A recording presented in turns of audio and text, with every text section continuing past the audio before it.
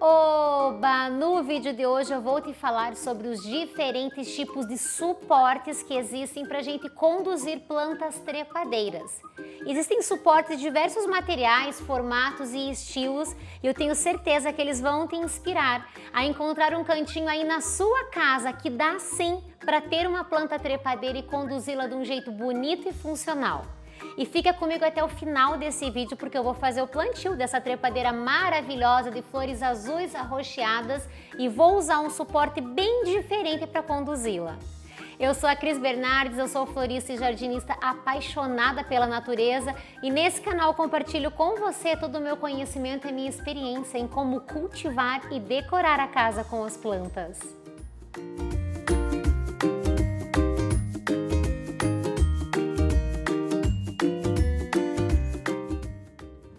E antes de eu te mostrar os tipos de suporte, eu quero te falar por que essa escolha é tão importante no cultivo das plantas trepadeiras.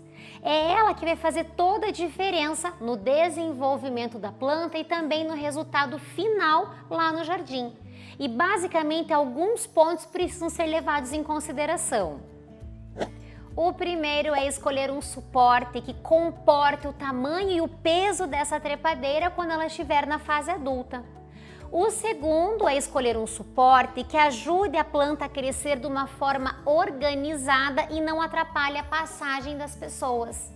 O terceiro é em relação à florada. O suporte precisa ajudar, precisa permitir que as flores fiquem visíveis quando estiverem abertas, favorecendo, valorizando a florada.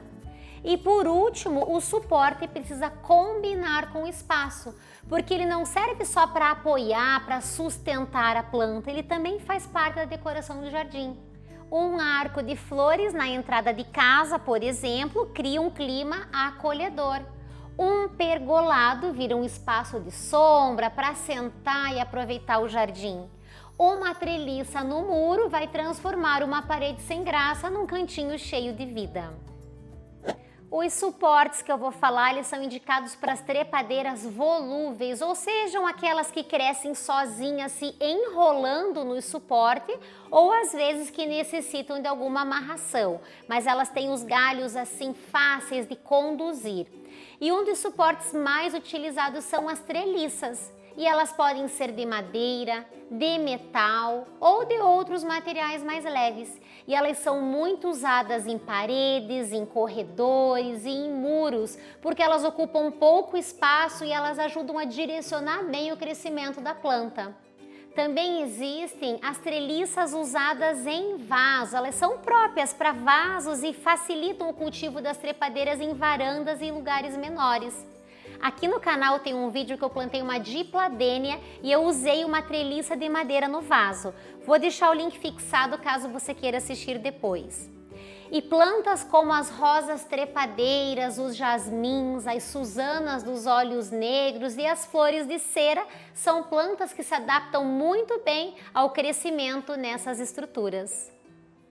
Os arcos são muito utilizados na entrada das casas ou na passagem de diferentes áreas do jardim. Eles, além de sustentarem as plantas, eles criam um efeito extremamente elegante e acolhedor. E eles ficam lindos com rosas trepadeiras, hipomeias, boganvilhas e glicínias, formando verdadeiros túneis floridos quando bem conduzidos.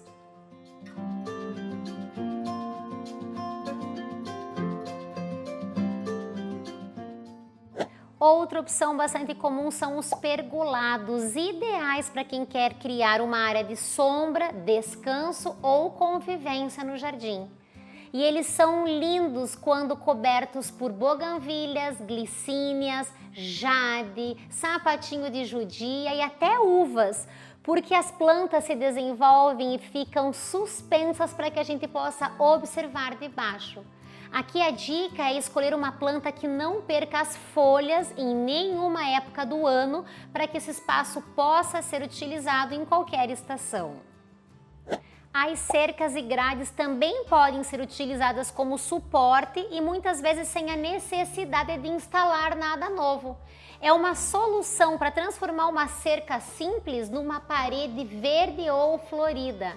E plantas que vão muito bem nesse tipo de suporte são as hipomeias, as tumbérgias e os jasmins.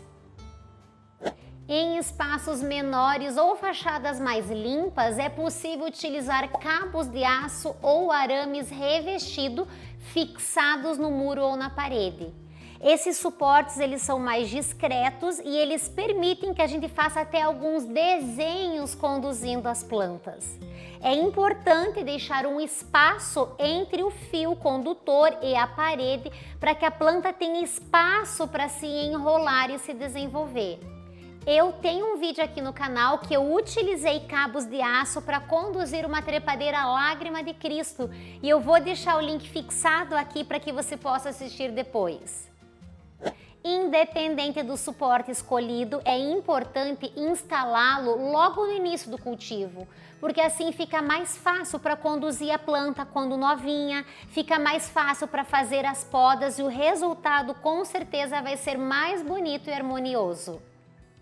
E agora, antes de eu te falar dessa trepadeira maravilhosa, eu quero te pedir, se você estiver gostando desse vídeo, não se esqueça de clicar em curtir e compartilhar com os amigos que, assim como nós, amam as plantas. E se você ainda não é inscrito no meu canal, clique em se inscrever e ative o sininho para não perder nenhum vídeo que eu trago aqui com tanto carinho para você. Então essa daqui é a hipomeia índica, uma trepadeira que chama atenção pela cor e pela beleza das suas flores. Assim como outras hipomeias, as flores se abrem pela manhã e se fecham ao entardecer. Por isso que essas plantas são conhecidas como a glória da manhã.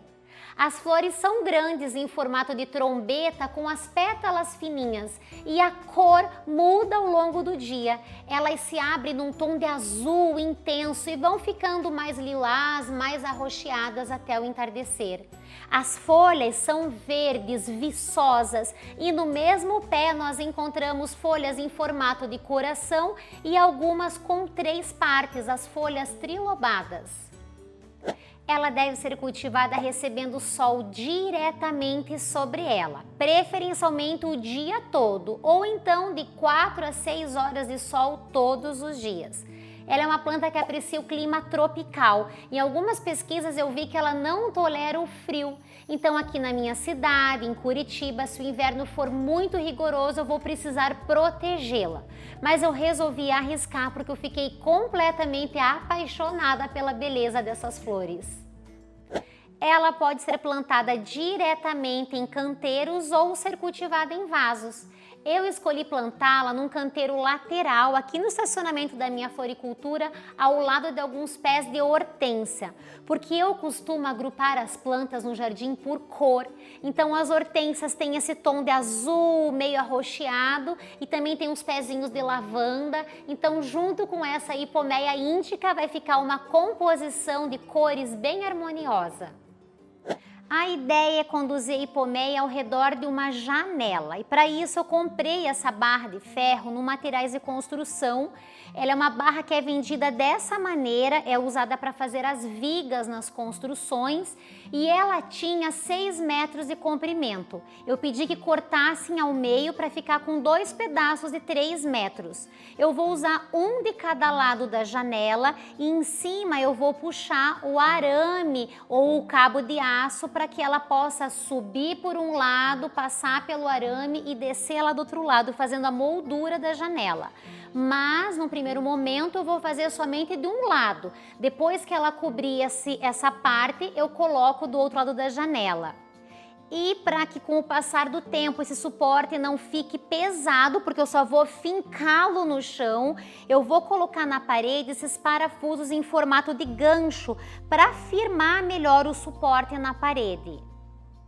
E antes de ir para o plantio, preciso te falar algo muito importante sobre essa planta.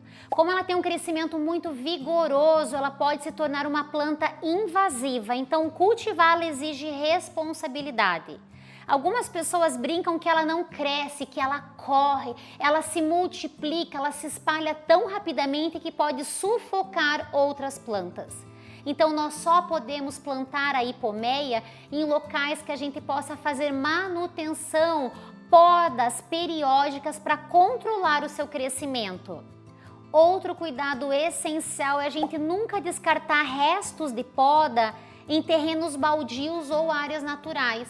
Porque como ela enraiza muito fácil, ela pode se desenvolver, se espalhar e prejudicar outras plantas. Agora sim, vamos ao plantio. E eu vou começar instalando a estrutura, colocando os parafusos na parede e colocando essa minha barra de ferro. Depois, para o plantio, eu vou abrir o buraco para o plantio, a cova do plantio, de um tamanho que seja ideal para esse torrão. Vou cortar esse vaso para facilitar a retirada da planta, lembrando que se ela estiver bem regada, bem úmida, ela se solta mais facilmente, não se desmancha. Vou posicionar a planta nesse buraco, cobrir com uma terra bem fofinha, firmar, regar logo em seguida e começar a condução da planta no seu novo suporte. Vamos lá!